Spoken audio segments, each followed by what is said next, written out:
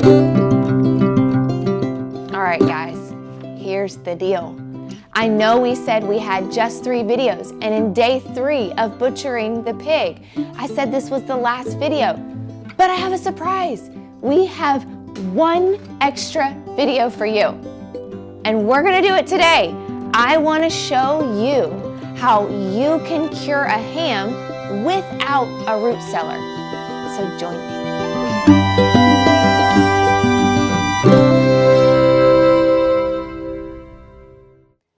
All right, we have this beautiful ham.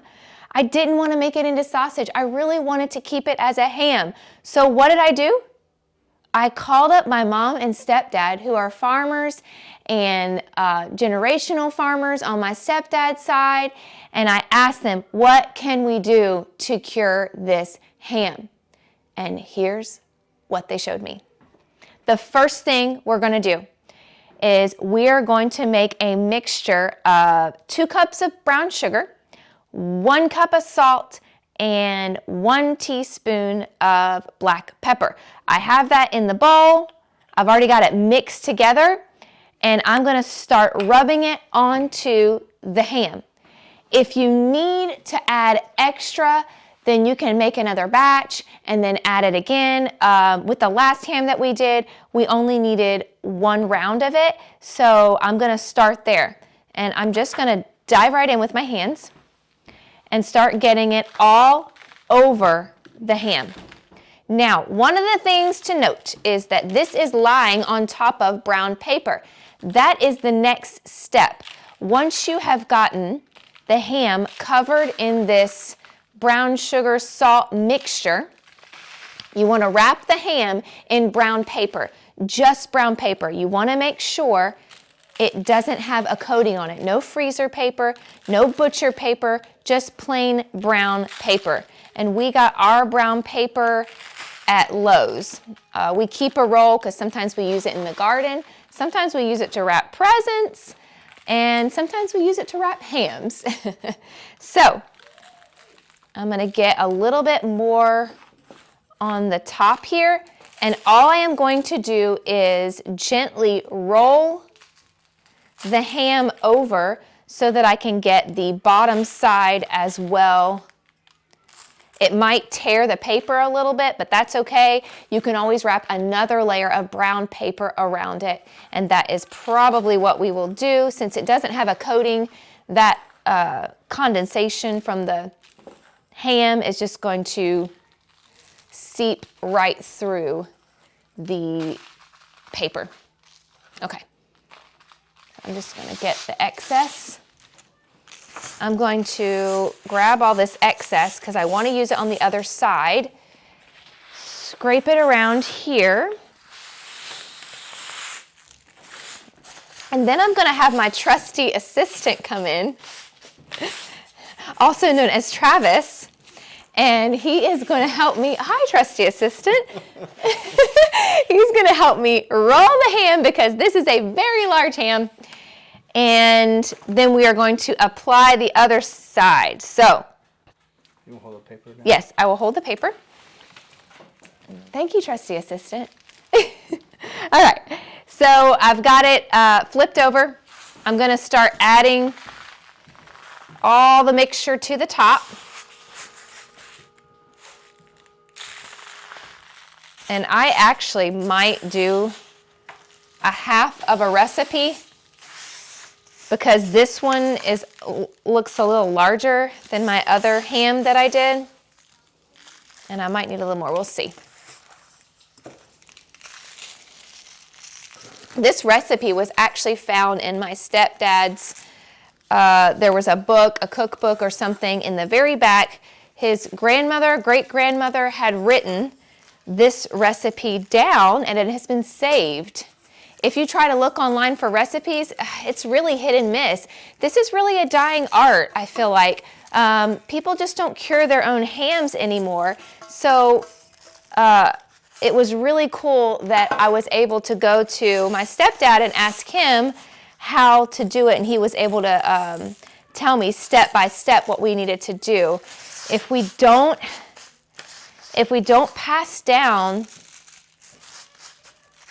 these things, if we don't pass down how to do this kind of thing, it will get lost. And the last thing we want is just for a whole society to have to rely on one person or a factory or something like that to cure our hams, cure our bacon, take care of our food. We want to be able to be self-sufficient and know how to do these things if we need to.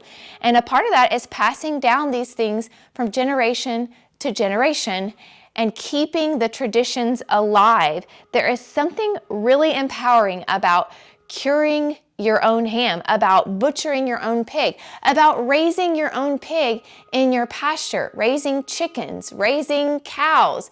It's very empowering knowing that you can be separated from the traditional food system, the factories and all of that. That is my 2 cents right there. Now we are going to wrap this ham. I don't think I need any more coverage on here. I feel like it's a pretty thick covering. So I am going to start wrapping, and then we're probably going to add another layer of brown paper on top of that. So Travis, my trusty assistant, would you be able to come and help me wrap this big guy up?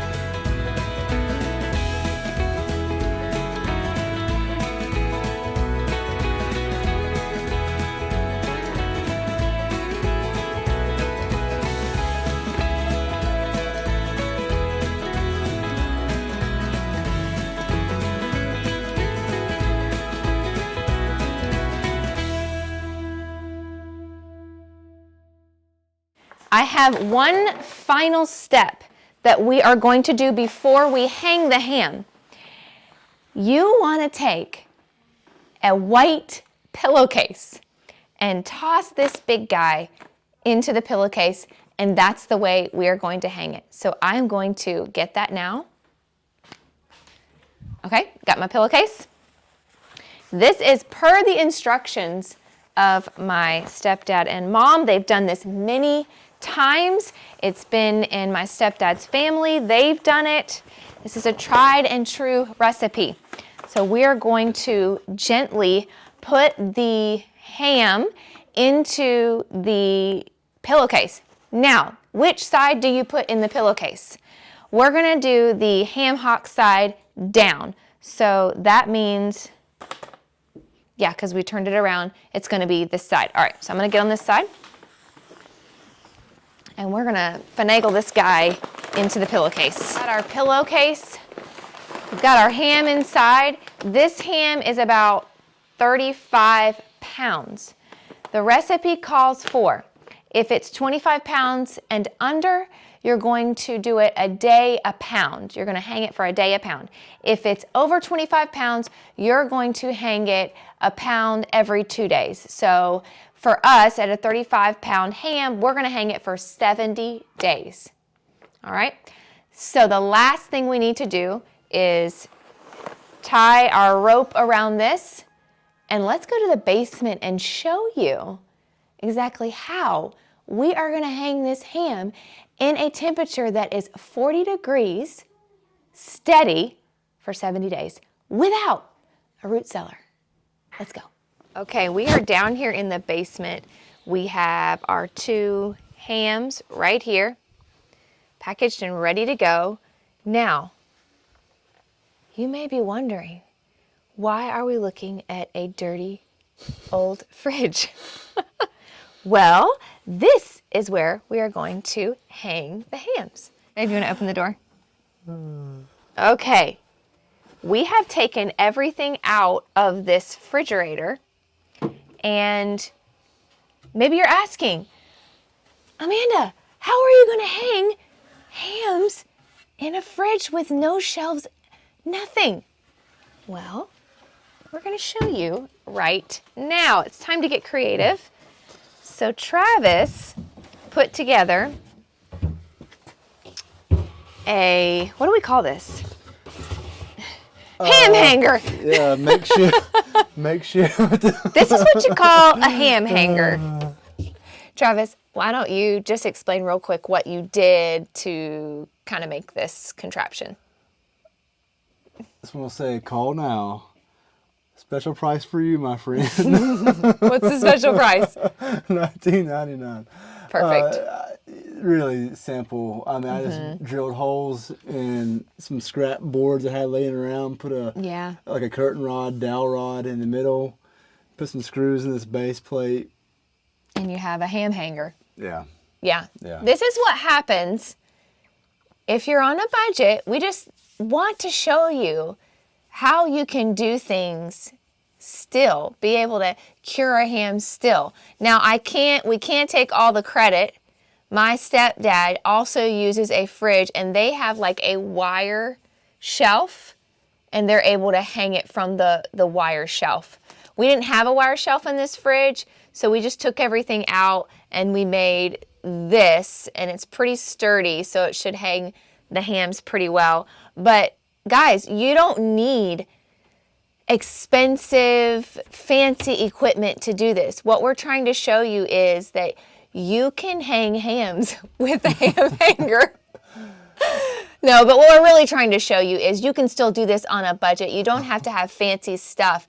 You get creative and you use what you have. And so this is what we had, and so this is what we're using. Okay, we have got the hams hung. Travis is cutting the last of the rope.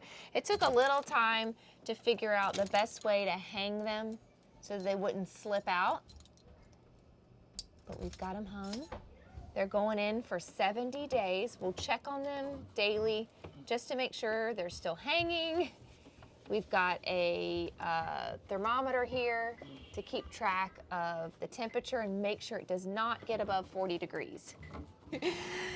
The reason we are showing you this is because like I said a minute ago, we want you to feel empowered that you can use what you have to take control of your own food and be able to cure your own meats in your own home.